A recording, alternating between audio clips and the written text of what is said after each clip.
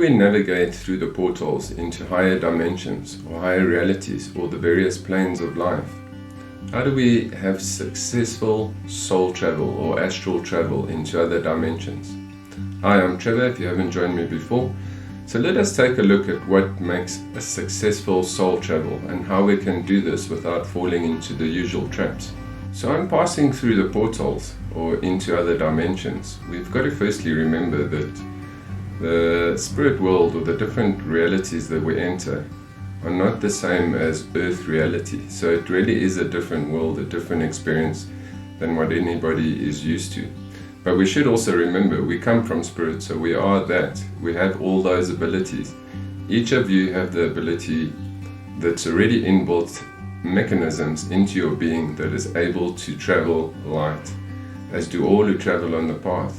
So firstly, when you hear about these other realities, we always hear of dimensions, other dimensions, but in actual fact, what they're really called are the planes of life. So there are various planes that we're going to find ourselves in. Of the higher worlds, the most interesting to me is the ethers of light. So just as there are these different planes, the ethers are a reality that humanity still needs to evolve to become godlike. So this is where the immortals and all the higher beings function from. When we enter these portals into other realities, it's all really about vibration. Vibration triggers everything. And in that reality, we are sensitive to our vibration, whereas here on earth, we are only receptive generally to the physical, emotional, mental realities. So now we are entering a reality where all those energies become enhanced. To get into these realities and through the portals is really one thing, but to be in that reality is another. And there are many mistakes that we can make that can stop us from traveling and missing an opportunity. And it's very rare for opportunities to come through for initiations or for astral travel into the higher worlds. So let's look at these pitfalls. So let us say that we have raised our vibration into a really high frequency using chanting, meditation, ayahuasca, whatever the form of it is. Now we're in that place where we're entering the portals, or we are meeting interdimensional beings or spirits. When these energies start to open up and awaken, we get to a stage what we call the breathless state, or what is known as the holy breath. So in that moment, you can feel your heart beating. There is no more breath, and it's not a forced situation where you're holding your breath. It occurs naturally. It's an inner mechanism. So once we pass that phase of the breathless state and we become psychic and sensitive to other vibrations and subtle energies, for those who haven't meditated regularly, there can be phases like confusion where it almost feels like the soul is rebooting itself. And this happens quite frequently in ayahuasca ceremonies. So what is really happening here is the thought process is trying to detach, or the soul is trying to detach from the thought process. All the mind stuff, all that confusion from the subconscious mind, and it's trying to enter a state of clarity. Brings us to one of the traps in meditation. So when you become psychic and one of these thoughts or desires surface into your consciousness, that becomes magnified and amplified, and that's one of the first traps that we get pulled into. So you can get pulled into that reality of thinking that thought or wanting that desire, and that psychic energy alone will start to create that matrix in the spirit world or in the astral, being the world of desire. So firstly, we really need to get to know ourselves and understand our desires and our thoughts. And in doing this, we can transcend that or learn to detach from the thought and the desire process that's going to hold us back and not allow us to travel or be initiated into the higher worlds. And this can happen to really anyone. Even people that travel frequently can fall into these traps. So you can imagine you're meeting God or any of the higher beings, and your desires and thoughts are amplified. So it becomes a very strange situation. It's always when we meet the divine, we always throw our desires before them, what we need, because these things become amplified, and that's the nature and essence of who we are until we transcend these energies.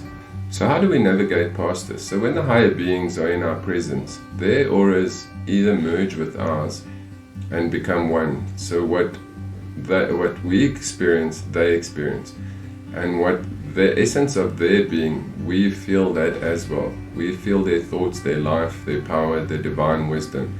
So we become one with that energy.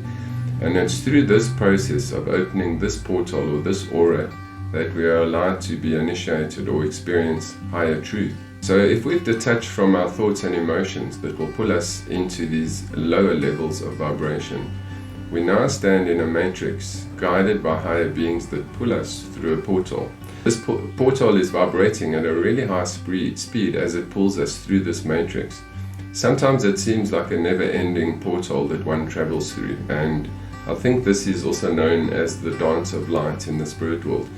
So here where we find ourselves out of our body in the world of light, and we are moving through a portal almost as if we are flying or on a roller coaster that's never ending.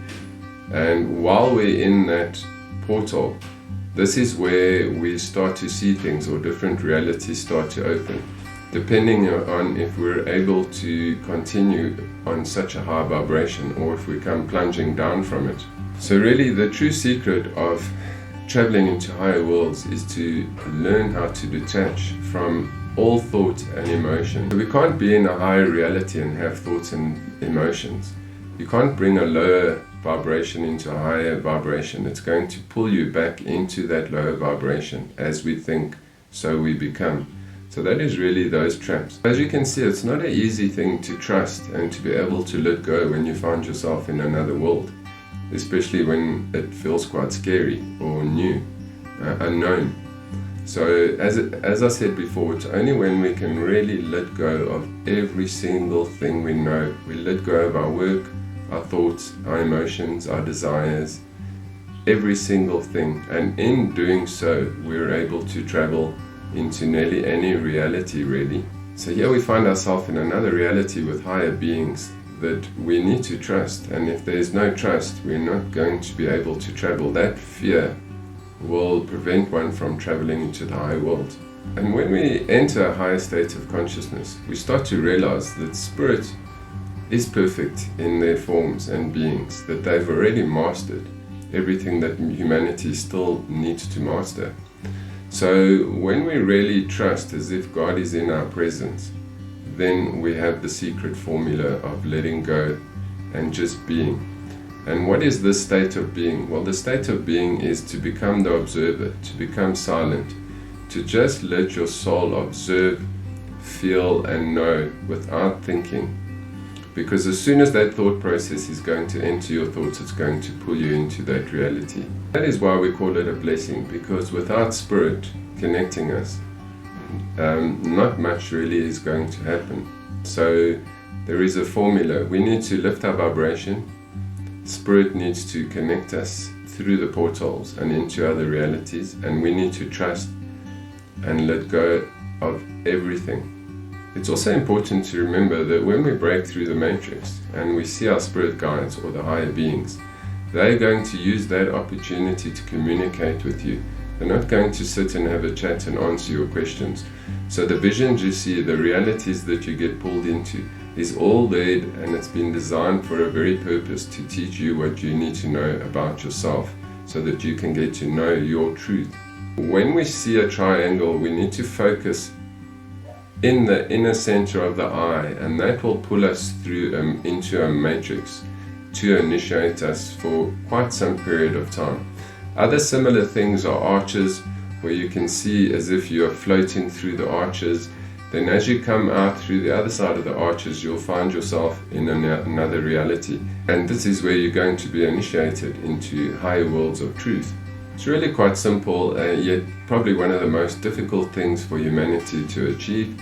That's why in ancient times, the sky gods plugged mass consciousness into the matrix using formulas such as ayahuasca, so that they gave everyone a chance to partake in Holy Communion.